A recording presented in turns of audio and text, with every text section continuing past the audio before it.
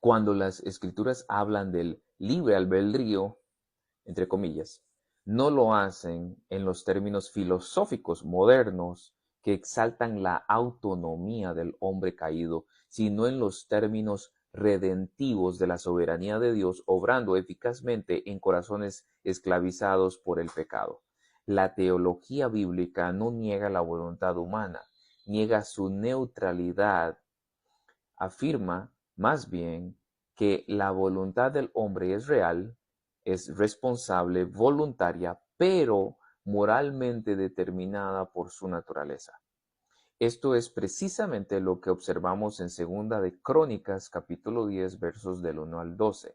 Un texto que muchos leen superficialmente como si fuera una defensa del libre albedrío humano, cuando en realidad es un testimonio poderoso del libre albedrío divino obrando en la historia de la redención del hombre.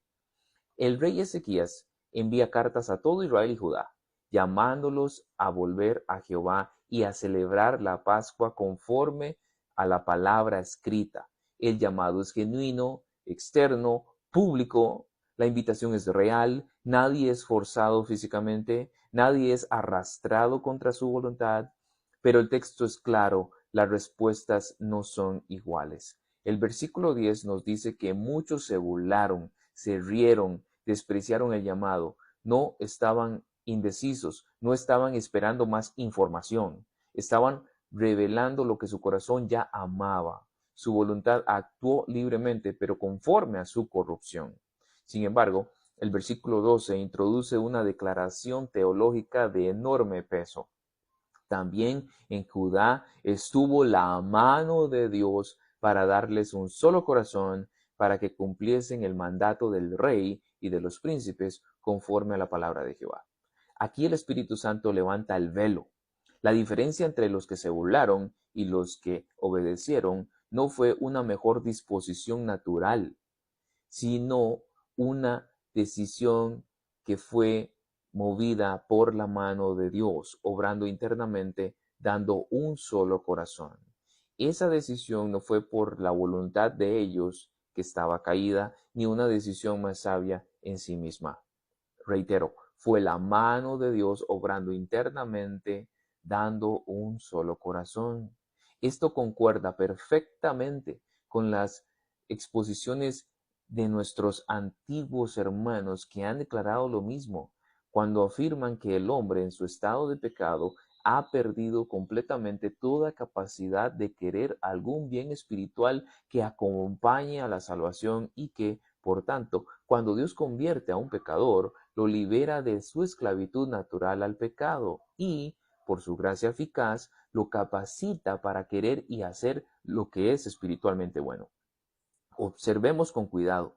Dios no cree por el hombre, pero hace que el hombre quiera creer. No anula la voluntad humana. Dios lo que hace es renovarla. No fuerza externamente, más bien Dios inclina esa voluntad internamente. Tal como dijo el profeta Ezequiel, os daré un corazón nuevo y haré que andéis en mis estatutos. El texto no dice que Dios simplemente ofreció una oportunidad igual y esperó a ver quién respondería mejor. Dice que Dios dio un corazón. El verbo es activo, soberano, monergista. La obediencia fue real, voluntaria, gozosa, pero fue el resultado, no la causa, de la obra divina. Así que se derrumba todo argumento que pretende afirmar que la diferencia final entre el creyente y el incrédulo está en el uso más sabio de una misma capacidad neutral. Si eso fuera así, la gloria no sería eternamente de Dios y enteramente de Dios. Pero la Escritura es celosa de la gloria divina. ¿Quién te distingue? ¿Qué tienes que no hayas recibido? Dice Pablo en 1 Corintios 4:7. ¿Qué tienes que no hayas recibido? La Pascua celebrada en 2 Crónicas 30 no es solo un evento histórico, es una sombra del Evangelio.